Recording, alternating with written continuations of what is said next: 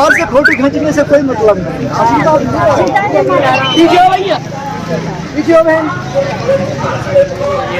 बोली बागेश्वर धाम की जय, बोलिए सन्यासी बाबा की जय, बोलिए हनुमान जी महाराज की जय, बोली गुरु माता की जय।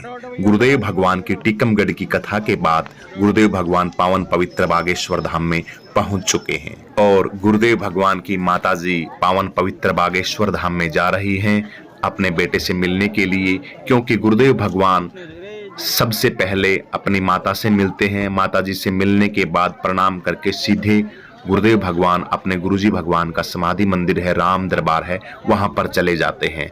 उनके जाने के बाद गुरु माता कुछ खाने पीने की चीजें अपने हाथों से बना के भोजन गुरुदेव भगवान को अपने घर का माता जी ही अपने हाथों से अपने पुत्र को, अपने लाल को खिलाती हैं। तो भोजन की सारी सामग्री गुरुदेव भगवान का जो सुबह नाश्ता चाय पानी का जो होता है वो लेके और माताजी पावन पवित्र बागेश्वर धाम में जा रही हैं महाराज जी को नाश्ता भोजन कराने के लिए। पावन पवित्र धाम बागेश्वर धाम की अटूट महिमा है। यहाँ पे देखिए गुरुदेव भगवान के घर के आगे भी हर रोज ऐसे ही भक्तों का, श्रद्धालुओं का, लोगों का तांता लगा रहता है। हर रोज यहाँ अब भक्तों को कुछ बोल तो सकते नहीं, कुछ कह सकते नहीं, परेशानी तो बहुत होती है, घर वालों को भी बहुत ज़्यादा होती है, लेकिन वही बात है ना कि किसी का अब मन है, भक्तों का मन है, तो यहाँ हर रोज हजारों लोग ऐसे आते रहते हैं। रास्ते के ऊपर ही बागेश्वर धाम के मेन रास्ते के ऊपर ही गुरुदेव भगवान का घर है। तो माता जी, उनके भैया जी, उनके पिताजी यहाँ बैठे रहते हैं तो लोगों की लाइनें बनी रहती है, झूम सा लग जाता है, वीडियो बनाते हैं, अनेकों प्रकार के प्रणाम भी करते हैं। माता जी आती है तो बाहर अक्सर ये देखने को मिलता ही है। भक्तों के लिए भी यह वैसे तो एक साधना की जगह है, क्योंकि एक स्नेह है गुरुदेव भगवान से, उनके परिवार से। तो मेरी प्रार्थना, अपनी निजी प्रार्थना है कि प्रणाम करके आप तुरंत बाएं दाएं या अपने रास्ते पे लौट जाए, कि घर के आगे ऐसे इकट्ठा होना थोड़ा ठीक नहीं लगता। माता जी तो नहीं कहती, गुरुदेव भगवान भी नहीं कहते। ये बातें हमें स्वयं को हमारे जीवन में उतारनी चाहिए कि हमें ऐसा करना चाहिए कि नहीं करना चाहिए। पर्सनल जिंदगी है, पर्सनल लाइफ है, उनको भी जीने का अधिकार है, ठीक है, आजाद तरीके से, बढ़िया तरीके से, लेकिन भक्तों की श्रद्धा को श्रद्धा होती है। ये देखिए राम दरबार है, पावन पवित्र बागेश्वर धाम है। गुरुजी भगवान आपके सानिध्य में, आपके पास हमेशा 24 घंटे विराजमान रहते हैं। वहाँ पे आप दर्शन कीजिए, उनसे मिलिए। लेकिन रास्ते में गुरुदेव भगवान का घर है, अगर जाते हैं तो बात तो ठीक है, प्रणाम करना चाहिए, लेकिन प्रणाम किया उसी टाइम आप अपने रास्ते पे लौट आइए। वहाँ भीड़ इकट्ठा करके थोड़ा सा परेशान माता जी को भी ना करें। तो पावन पवित्र बागेश्वर धाम में अपने गुरुजी हैं वो पहुंच चुके हैं।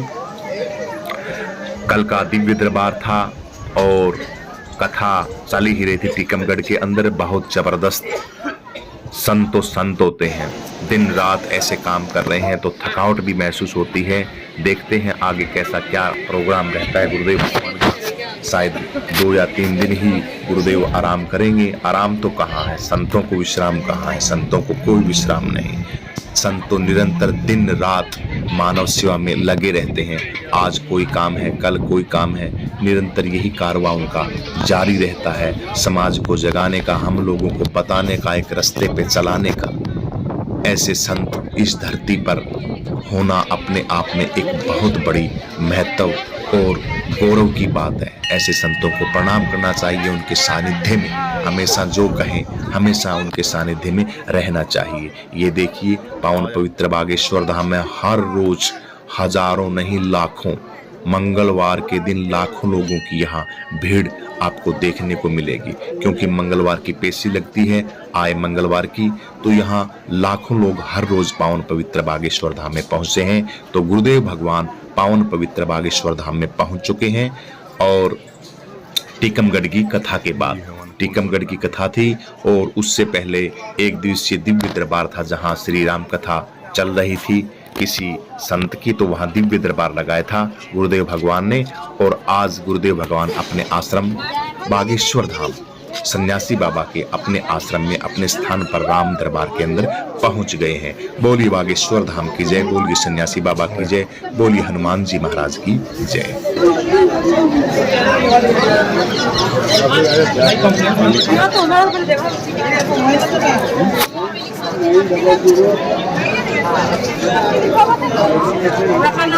यहाँ से दर्शन देते हैं महाराज जी। आवा कुछ नहीं मिलता हुआ कार्यालय